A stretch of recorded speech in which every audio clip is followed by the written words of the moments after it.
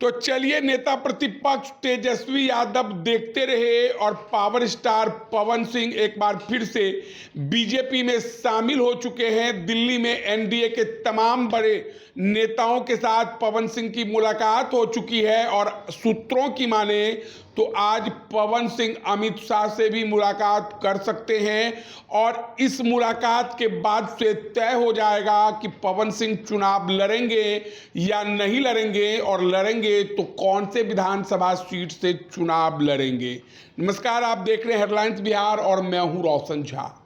RJD वाले हमेशा माई समीकरण को लेकर दावा करते हैं और कहते हैं कि Muslim plus Yadav vote bank पर उनका अधिकार है, लेकिन बिहार विधानसभा चुनाव से पहले एनडीए के तमाम बड़े नेताओं ने एक नए समीकरण को जन्म दिया और उस समीकरण का नाम है लवकुश प्लस राजपूत समीकरण। मुख्यमंत्री नीतीश कुमार के बारे में कहा जाता है कि वे कुर्मी समाज से आते हैं और कुर्मी समाज के लोग मुख्यमंत्री नीतीश कुमार के पीछे हमेशा खड़े रहते हैं, लेकिन सवर्ण वोट जो कि बीजेपी का है और कुशवाहा जो कि नीतीश कुमार प्लस बीजेपी का हुआ करता था, वह लोकसभा चुनाव के दौरान दिखा कि पूरी तरह से बिखर गया। राजपूत समाज पवन सिंह के पीछे गोलबंद हुआ और टिकट नहीं मिलने के कारण उसने पूरे शाहबाद या मगध क्षेत्र में एनडीए के खिलाफ जमकर वोटिंग की। आपको याद होगा कि पवन सिंह काराकाट से निर्दलीय चुनाव लड़ते हैं और उसका परिणाम होता है कि एनडीए औरंगाबाद लोकसभा सीट हार जाती है, काराकाट सीट हारती है, बक्सर हार जाती है, आरा और सासाराम में भी खराब परिणाम आता है। जब से पवन सिंह बागी हुए थे तब से बीजेपी के तमाम बड़े नेता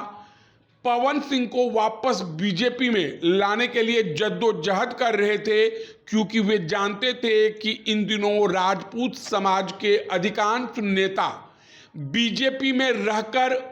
बागी हो रहे हैं। राजीव प्रताप रूडी छपरा के सांसद हैं, लेकिन इन दिनों राणा सांगा यात्रा पर निकले हुए हैं।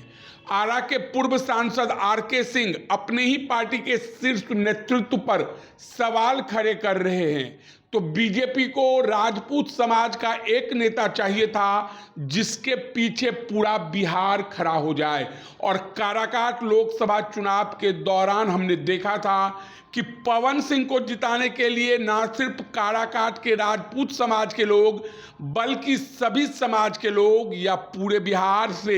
सभी समाज के लोगों ने काराकाट पहुंचकर कैंपेन किया और पवन सिंह को जिताने के लिए सड़क से लेकर